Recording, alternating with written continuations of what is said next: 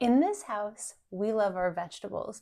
And even though we love them, sometimes it can be tricky to eat as much of them as we would like to. In the wintertime, we have most of our veggies through soup or just roasted vegetables. But now that it's springtime, I like to have veggies through chopped salad.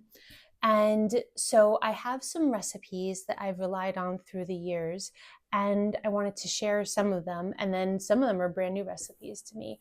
Um, so in this video, we're going to make 3 chopped salads that you can make ahead of time. And that's part of the secret for us anyway, is to make enough of it that you could just like put it in the fridge and it lasts, and it doesn't get like weird and wilty, and then you can have it just like on demand. And so these 3 recipes are ones that are great for making in bulk, put it in the fridge, and they'll last, 4, 5 days, and still be nice and fresh. So I hope you enjoy them. Now, one of the things that I love so much about this recipe is it uses spring veggies in any ratio. So for this one, I use the broccoli and sugar snap peas and asparagus, and all of those are very available where I live during the springtime. But you could use any ratio. You could use like, a third of each. You could just customize it based on whatever's on sale. We had some asparagus that was finally growing and we could harvest it in the garden. I was so excited about that. By the way, fresh asparagus is pretty amazing. Just saying. You just need 3 years to harvest it.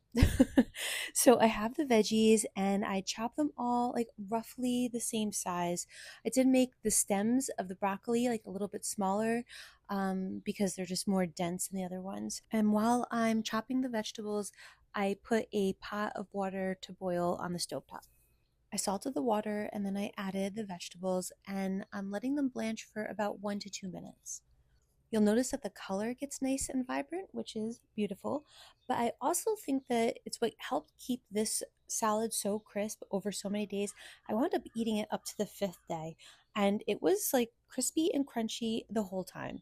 So I think that blanching the vegetables was really helpful. After you blanch it, you put it in an ice bath, stir it around, let it cool down for a while, and then strain it in a colander. I realized after I finished making this that I could have just put all like the dressing type of ingredients in the bowl, combined that, stirred it all together, and then put the veggies in. That would have like taken away the step of having to toss it after each new ingredient to make sure it didn't get like clumpy and it was like well coated everywhere in the veggies. But really, just do whichever you prefer. This recipe is new to me. I made it a week before I filmed this, and I loved it. I thought it was so good that I wanted to make it again and share it in this video.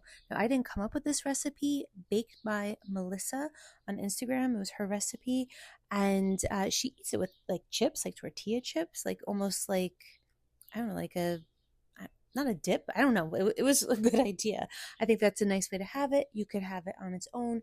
You could top it with some sort of protein. You could add beans. You could add tofu. If you eat meat, you could add meat. You could probably add hard-boiled eggs. I don't know. But it was delicious, and I definitely will be making this one again. Next up is the broccoli tofu salad. I love this salad. I'm a big fan of broccoli, so I like to have it, in pastas and soups, roasted on its own.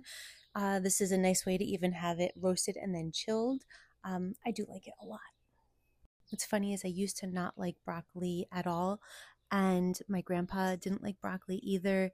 And whenever grandma would make broccoli, we would have like a little game that we would play where he would take a bite of it and I would take a bite. That way we were, I don't know, like suffering together. I'm not sure.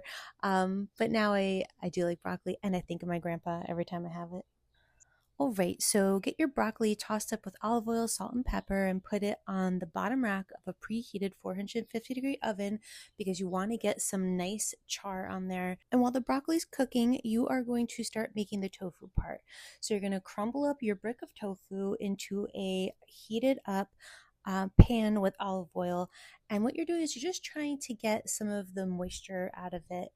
and you're going to cook that for a few minutes. Then you're going to add in the rest of the ingredients and you're going to cook that for an additional few minutes. Now, just be careful that like the spices don't burn on the bottom of the pan. If you notice that happening, just like take it off the heat, or you could even just like add the non-dairy milk a little bit early to stop it from burning the spices. And the milk is just a way to like help kind of mix those spices together a little bit more thoroughly on the surface of the tofu. And then after it's done cooking, you're gonna put it in the bowl and mix it together. And then you're gonna test for spices, see if you need to add any more salt or pepper, or maybe more nutritional yeast. And you can eat it warm, room temperature, or chilled in the fridge. It's delicious each way. We don't eat tofu that often in the house, but this is one of my go-to recipes for when I do want to have tofu. Now, I'm personally not vegan. I do cook a lot of vegan food for vegan friends, and a lot of vegan food has a lot of vegetables in it, which is part of the reason why I love it so much. Last up is the edamame salad. I've been making this recipe now for many years, and I've done lots of different versions of it. I kind of think of the base of the recipe as a good jumping off point. So it has a lot of flavors that I personally associate with sushi. So it has the pickled ginger, wasabi, soy sauce, and in my opinion, that's a great combination. So over the years, I've added many different combinations of seasonal vegetables to that base part of the recipe, and I've loved how it's turned out each time. I started making this recipe about 15 years ago, and when I originally made it, I would follow the recipe exactly. The thing is that it had just a lot of different ingredients, which is why over the years I've changed it and morphed it into something that I found a little bit more universal. My most recent addition has been adding Korean rice cakes to it, and it's awesome. Last year, I was in a grocery store that had Korean rice cakes in them. I had never seen this product before. I didn't really know how it was used. I probably still don't. I've been finding my own versions of what to do with it. But I figured I would do some experiments with it. And I really, really, really, really, really love them. I think they're so good. They're like chewy, but not gummy. They're delicious. I highly recommend you trying them out if you see them wherever you shop. But they are optional, so just use what you have. Okay, so we have our salads, and let's talk about them. The first one is the tofu broccoli salad. I made the salad 3 days ago, and we've been eating it for 3 days. and it's really good. Now, the way I came up with this idea was I went to a grocery store like a few years ago, and they had a tofu and broccoli salad, and I was like, oh, like cold tofu is actually really good. Like if you cook it well and put some nice spices on it, it's really delicious. It has like, I don't know, kind of like a cheesiness to it, and it looks a little cheesy too because of turmeric, and it tastes like it because of the nutritional yeast, and it's really good. We have a little baby of the house, and she loves it. She loves the tofu. She also loves the broccoli, which is cool. And so like this broccoli is okay, like the good roasted side is like roasted well. There's a term for it. It's like the Maillard effect. And so it's like where you like char a little bit of it and supposedly changes the flavor of brassicas. It's delicious. I don't know what else to say about it. It's very yummy. It's very easy to make. You can make it ahead of time, and it's good. It's very good. Okay. The next one is the edamame salad. So this came from Guy Fieri. He used to have a cook show, and I remember watching it like 10, maybe 15 years ago. And he had this salad on, and he had a friend. It's called Eddie's Mommy's Salad, which was very fun because it was his friend Eddie's mom used to make the salad. So Eddie's Mommy's like edamame salad, and The original recipe has like just a lot of ingredients. It has like the flavor is kind of like having sushi. It has pickled ginger, it has wasabi, it has soy sauce. That's what I associate with is like the sushi kind of flavors. And the original recipe has like daikon radish and jicama and just like honestly a lot of things I don't have around, and I could get them at the grocery store, but they are kind of expensive. So for a long time, I just made it with like a bare bones stuff. I would put the cucumber and the pepper in and the edamame, um, but I wouldn't get all the other stuff. But this time I did get the jicama again. I haven't had it in a few years. And it has a really good flavor. Like I forgot not flavor. Well, it has a neutral flavor. It has a very good texture. It's kind of like the texture of a water chestnut. Not that I'm the hugest fan of a water chestnut, but it has like a crispiness, and I love that.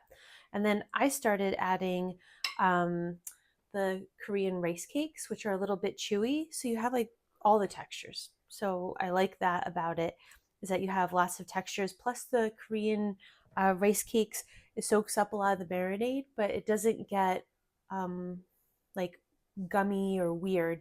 I made this yesterday. Some of these pieces of the rice cake have been sitting in that marinade for a while and they haven't gotten weird, so that's good. It's very good. It's so good. Man, that's good.